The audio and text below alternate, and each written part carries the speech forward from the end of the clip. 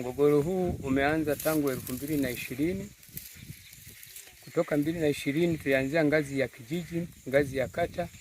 Toka ngazi ya kata hakuridhika mlalamikaji, tulikwenda ngazi ya wilaya, na hatimaye mwenyekiti wa baraza la ardhi la wilaya akaifutilia mbali na kutoa maelekezo kwamba naitupilia mbali, endapo wewe hukuridhika unaweza ukaenda kwenye kata, lakini wajumbe wasiwe wale. Hata kama hukuona watakusaidia kitu chochote, unaweza ukafungua kesi hapa hapa. Lakini mimi kwa sababu hiyo yaliisha, mimi sio ni sababu tuendelee tufanye hivi. Kwa hiyo unakubaliana na hivyo? Kwa hiyo kinachofuata, mwenyekiti wa kitongoji, mipaka yetu tunayotumia ni mipaka ya asili.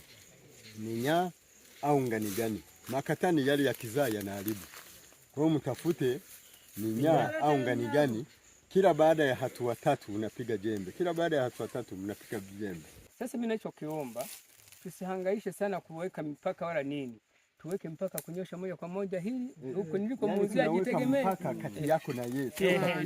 Basi mimi nionyesha kwa kwa hiyo tunaweka mpaka hapa. Kunyosha straight. Alo, lete jembe bwana.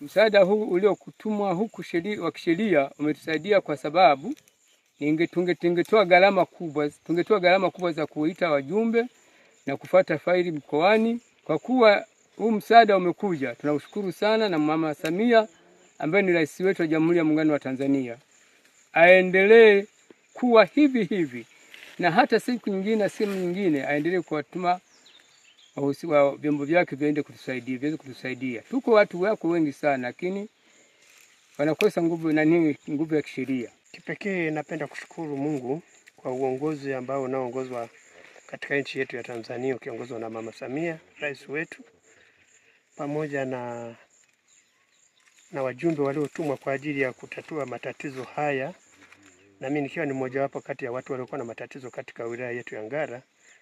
Ninashukuru Mungu kuona kwamba ameisha salama. Tunaomba amani, tunaomba utulivu na unyenyekevu katika nchi yetu, tukae kwa amani. Mungu akipenda tusonge mbele. Kwa kweli tunashukuru sana Tume ya Mswada wa Sheria iliyotumwa na Mama Samia Suluhu Hassan kuja kutusaidia katika migogoro hii. Hapa tulikofikia, wametuwekea mipaka, wametunyoshea, waliokuwa wanazozana wameshikana mikono. Watu tutaishi kwa amani kutokana na hili ambalo limetokea kwa leo. Kwa kweli nashukuru sana na viongozi wote walioweza kufika mahali hapa. Kwa leo tuko hapa Ngara, tumekuja kusuluhisha mgogoro ambao ulidumu takriban miaka 5 baina ya majirani hao wawili. Kwa hiyo leo tuliongozana na afisa ardhi ambaye anapatikana hapa Ngara.